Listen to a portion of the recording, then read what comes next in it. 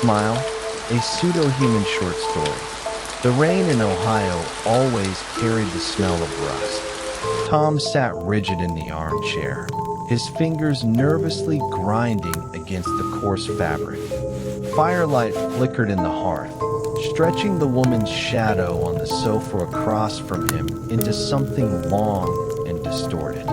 It was his wife, Catherine. Half an hour ago, she had pushed through the front door soaked to the bone. No greeting, no embrace.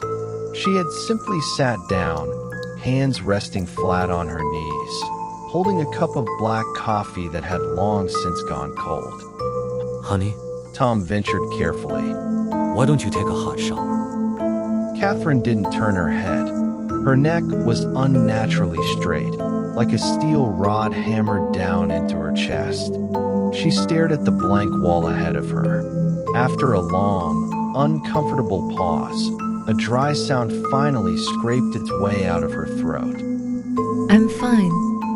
I'm just not used to this frame yet. Tom's heart dropped. A memory surfaced, an emergency broadcast he had dismissed at the time. If you notice subtle logical inconsistencies in the behavior of friends or family, or observe involuntary facial muscle tremors, create distance immediately. He stood up, muttering something about getting water. As he passed behind Catherine, his peripheral vision betrayed him. Cold shot straight through his spine. From this angle, her ears sat too far back, nearly on the back of her skull. And where hair should have been, there was an eye. Hollow, unblinking. Tom froze, disbelief tightening his chest. He forced himself to look again. The ear was normal. There was no eye. But the skin around her ear was wrong, creased in unnatural folds, like a poorly fitted latex mask. Under the light, it gleamed with an oily, plastic sheen. Tom stumbled into the kitchen and slammed the door shut behind him. He leaned against the refrigerator, gasping, his lungs burning as if filled with ice water. Then it came from the living room. The sound of heavy bones twisting against their limits, accompanied by the dull tear of stretched fascia. Trembling, Tom crept to the crack of the door. Catherine was standing now. Her arms hung far too low. Her fingertips dangled past her knees, nearly brushing the floor. She faced the full-length mirror on the wall, both hands digging deep into the corners of her mouth, pulling them upward with brute force. Smile, smile. Her voice warbled like a radio under electromagnetic interference, buzzing with static. Tom likes smiling. Tom likes Catherine. Tom's stomach churned violently. Shaking, he fumbled for his phone and dialed his mother-in-law. He needed confirmation, proof that the real Catherine still existed somewhere else. The call connected. Hello, Mom. Catherine, she. At the same moment, a shrill scraping erupted from the window. Tom spun around. Pressed tight against the glass was a pale face, warped by pressure. Catherine. Rain poured down her open mouth.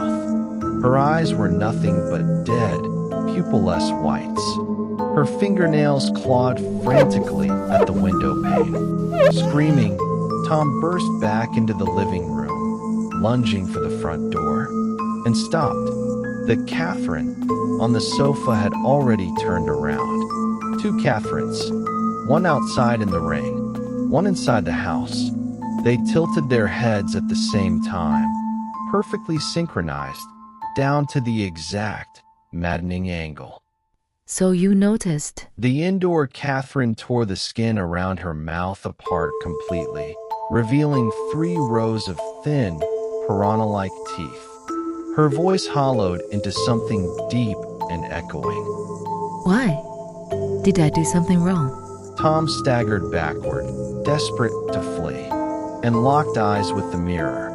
Reflected behind him stood a man identical to himself. The other Tom stood calmly, lips split into an impossibly wide grin. Slowly, He drew a sharp kitchen knife from behind his back and raised a finger to his mouth.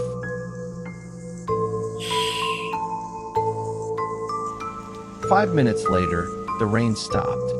Tom buttoned a clean shirt and gently draped a blanket over Catherine on the sofa. We need to try harder, sweetheart.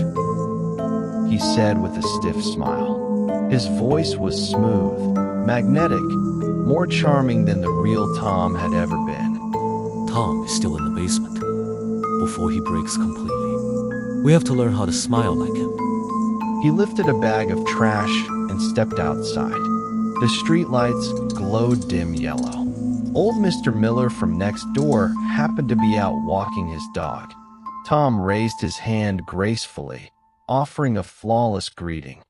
Good evening, Mr. Miller. Mr. Miller returned a flawless smile. But as he turned away, Tom caught a glimpse of the back of his head, where a shrunken, crushed little face was embedded, its mouth stretched open in silent, desperate agony. The neighborhood lay quiet, like an enormous graveyard, and everywhere, people were carefully trimming their skins.